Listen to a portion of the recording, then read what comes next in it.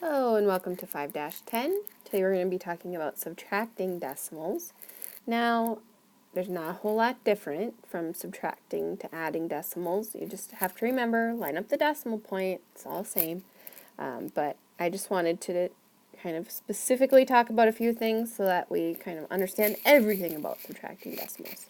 So, let's get started. Okay, so here we have a table that shows the average lengths of the three longest bones in the human body.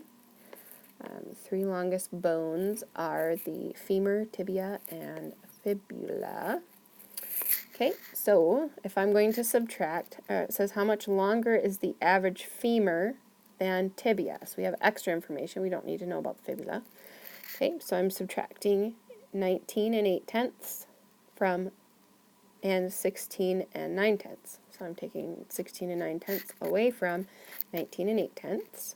So I would say that's about 20, and that's about 17. So my answer should be somewhere around 3.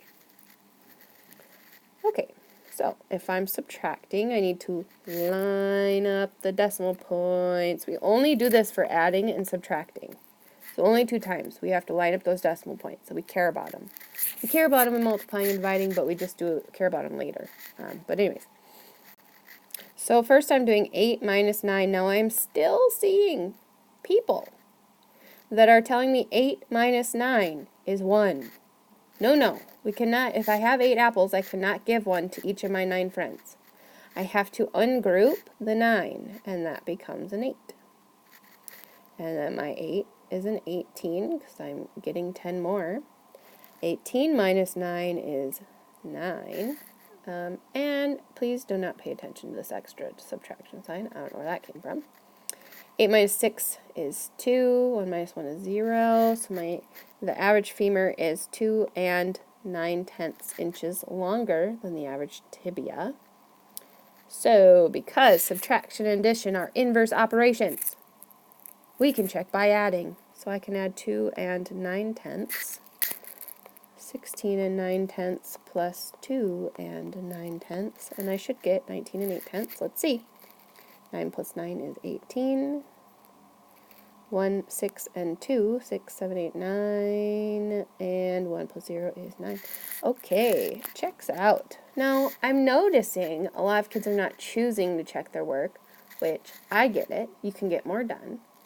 But it's really important to practice because really, when you're taking a test, you can know that you got the answer correct if you just choose to take 30 extra seconds and check your work.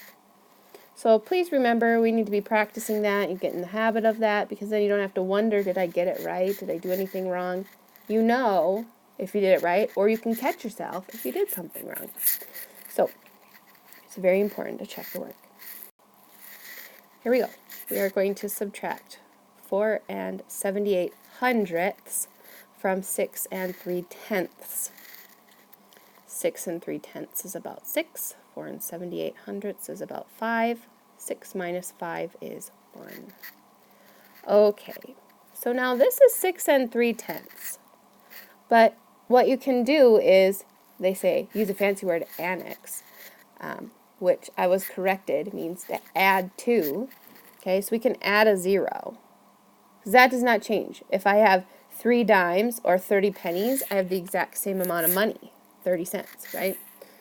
So, kind of one way to think about it. So I add a 0 in to make sure I have the same amount of numbers. I still keep my decimal same spot, same amount of digits. So anyways, here we go. 0 minus 8, I can't do it. I need to ungroup the 3, which will become a 2, and my 0 will become a 10. 10 minus 8 is 2. 2 minus 7, cannot do it. Do not tell me it's 5. Can't do it, so I have to ungroup my 6. Notice I'm really not paying attention to the decimals. It's not changing a single thing. It's just that it's there, right? It's going to keep falling down. So anyways, my 6 is going to become a 5. My 2 is a 12. 12 minus 7 is 5. Okay, it's 5. But we cannot do 2 minus 7 is 5. But 12 minus 7 is 5. And then you'd get the wrong digit in the ones place anyways. 4 minus 5. 5 minus 4 is 1. So what we get for an answer is 1 and 52 hundredths, right? Because this is the tenths place, this is the hundredths place, and this is the ones place. Always been the ones place, always will be the ones place. So it does not change because we put a little dot there. That little decimal is just talking about numbers that are smaller than 1. Okay, so let's use addition to check our answer. 1 and 52 hundredths plus 4 and 78 hundredths. Line up those decimals. 2 plus 8 is 10. 5 plus 1 is 6. 6 plus 7 is 13. Bring down your decimal point. 4, 5, 6. 6 and 3/10. There we go. Nice. Okay, one more here. Well, it's got 2 actually. Okay, quick. 5 minus 2, 3. Bring down that decimal point. 5 minus 3 is 2. Okay, so I could estimate and say 5 and 5/10 is about 6. 3 and 2/10 is about 3. 6 minus 3 is 3. So 5 and 5/10 minus 3 and 2/10 is 2 and 3/10. If I check my work and I take 2 and 3/10 plus 3 and 2/10, look at that, 5 and 5/10. Boom. Now this is not hard, but please do not get caught on the ungrouping. So we need to ungroup, and please make sure you line up your decimal points. Alright, here's what I'm going to do. I'm going to use this one for your quiz. So, I will thank you for watching, and I will see you tomorrow.